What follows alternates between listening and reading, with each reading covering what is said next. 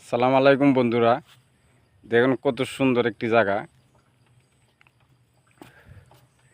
এই যে দেখুন,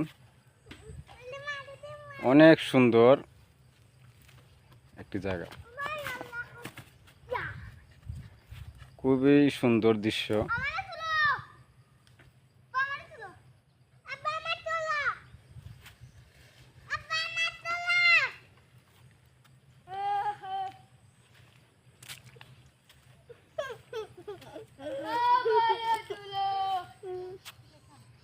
গেটের উপরে